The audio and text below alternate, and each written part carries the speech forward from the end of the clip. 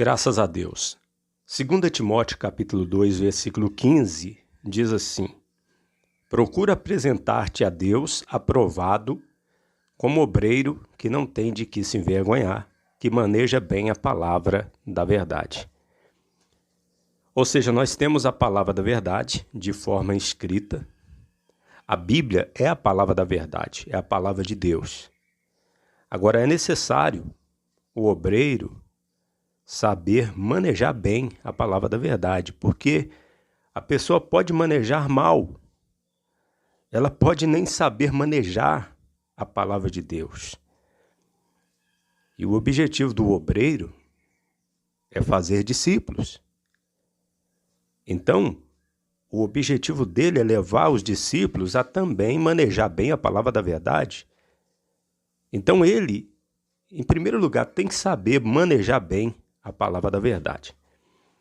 E aqui nós vamos falar, em pouco tempo, resumidamente, a respeito de manejar bem a Bíblia. Quem maneja bem a Bíblia vai entender bem a palavra de Deus. E tudo se começa com as divisões.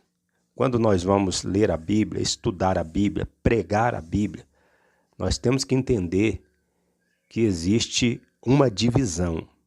E a primeira divisão que nós devemos ter em mente é a divisão da fé e a incredulidade. De um lado está a fé e do outro está a incredulidade. Ou seja, ou a pessoa tem fé na Bíblia ou ela é incrédula. Lembra do que Jesus disse a respeito dos dois caminhos? O caminho da vida e o caminho da perdição? Lembra que Jesus disse, quem crê e for batizado será salvo, quem não crê será condenado? E quando Deus disse para o povo de Israel, lá em Deuteronômio 30, 15 e 20, que colocava diante deles a vida e a morte, o mal e o bem, a bênção e a maldição, ou seja, só existe dois lados, o lado da fé e o lado da incredulidade. Então, quando nós vamos ter contato com a palavra de Deus, estudar a palavra de Deus, pregar a palavra de Deus, aprender a palavra de Deus, nós devemos ter em mente que essa é a grande divisão. A divisão da fé e da incredulidade. Alguns vão usar a Bíblia não crendo nela. Alguns vão estudar a Bíblia não crendo nela. Outros vão ler a Bíblia crendo no que está escrito ali. E a partir dessa divisão, nós podemos ver a consequência, por exemplo, da fé.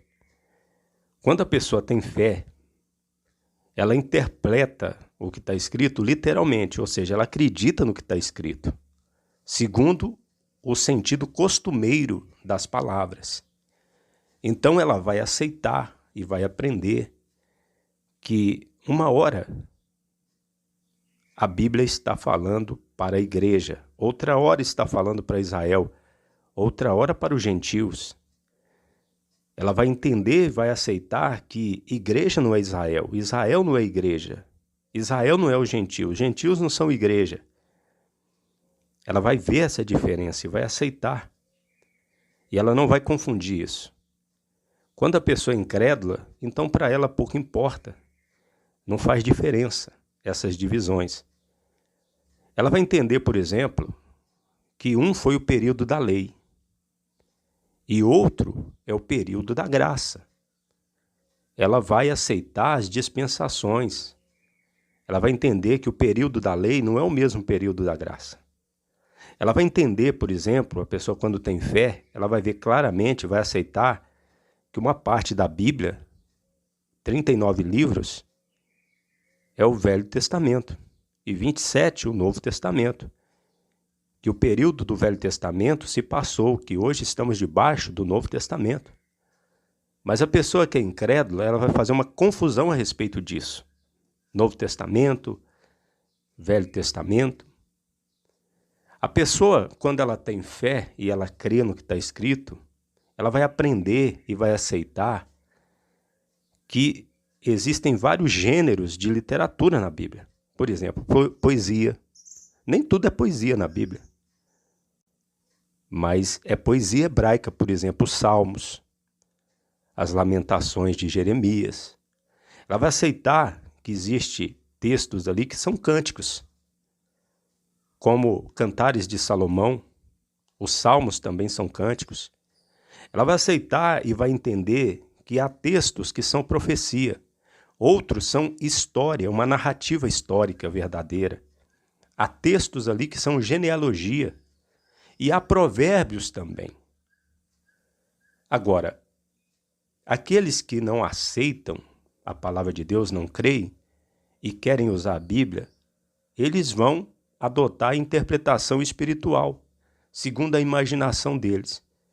Ou seja, vai prevalecer a imaginação da pessoa. Ela não vai respeitar o estilo literário de cada texto. Então, nós vemos aí a diferença daqueles que creem e daqueles que não creem. Uma diferença importante também. A pessoa, quando ela é da fé, ela aprende e aceita que Deus deu a sua palavra de forma escrita. A pessoa, quando não crê, ela acredita que Deus inspirou só os originais. A pessoa, quando é da fé, ela crê e aceita e aprende que Deus, através da própria Bíblia, que Deus preservou sua palavra. A pessoa, quando é da incredulidade, ela acredita que os originais se perderam. A pessoa, quando é da fé, ela crê e aceita que a palavra de Deus é autoridade sobre tudo e sobre todos. Agora, a pessoa, quando é da incredulidade, ela acredita que nós não temos a palavra de Deus, que é a mesma coisa que não acreditar nela. O problema é que muitos não acreditam e continuam usando e ensinando a palavra de Deus. Veja se não é uma obra do inimigo, não é verdade? Uma obra do pai da mentira, do engano. A pessoa que é da incredulidade não crê, então ela entende, e seja leigo, seja pessoas eruditas que não creem na Bíblia, elas entendem que tem que haver uma busca pela reconstituição dos textos originais. E nunca vai ter certeza se foi reconstruído ou não. Mas a pessoa que é da fé crê que Deus preservou a sua palavra, que nós temos a palavra de Deus de forma escrita nas nossas mãos. Pois bem, agora deixe-me dar alguns exemplos rapidamente, sem muitos detalhes. Quando a pessoa vai escolher uma igreja para frequentar e uma Bíblia para ler, ela precisa ter em mente essas divisões. Principalmente a divisão maior, que é a divisão da fé e da incredulidade, que é onde nascem todas as consequências. Eu posso dizer para você que do lado da fé nós temos a Bíblia ACF, da Sociedade Bíblica Trinitariana, a LTT, nós temos a King James 1611 em português. Em inglês, a King James Version, ou seja, 1611.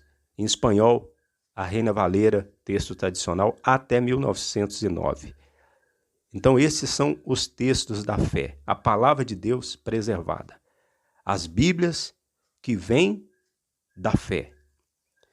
Agora, as Bíblias que vêm da incredulidade, daqueles que não acreditam na preservação da palavra de Deus. Almeida, Revista e Atualizada, NVI, NTLH, que é a nova tradução linguagem de hoje, a tradução do Novo Mundo, são Bíblias que não vêm da fé. Agora, igrejas. Existem milhares de denominações. Nós não conhecemos todas. Mas para citar um exemplo, existem muitas igrejas batistas, não todas, porque a igreja batista tem igreja batista de todo jeito, mas muitas igrejas batistas são do lado da fé. São do lado da fé, acreditam na preservação da palavra de Deus. Muitas igrejas da Assembleia de Deus, porque hoje tem vários tipos de Assembleia de Deus também. Muitas igrejas da Assembleia de Deus e outras igrejas independentes. Agora, igrejas, para citar exemplos, que não aceitam a preservação da palavra de Deus. Igreja Católica Romana, Igreja Adventista no Sétimo Dia, os Testemunhos de Jeová, Igreja Presbiteriana, a Luterana, a Metodista, Protestantes e outras mais. Então isso foi só um exemplo para você, meu amigo e minha amiga. Isso foi só um exemplo para que você possa entender estas coisas. Obviamente que eu falei tudo resumidamente. Esse texto aqui daria um assunto para algumas horas falando sobre isso. Mas que essas informações possam trazer luz para que você entenda que neste mundo só há dois caminhos: o caminho da fé, o caminho de Cristo e o caminho da perdição. Ou cremos na palavra de Deus ou não cremos. Jesus Cristo poderá voltar ainda hoje. Se ele não voltar, estaremos esperando por ele amanhã.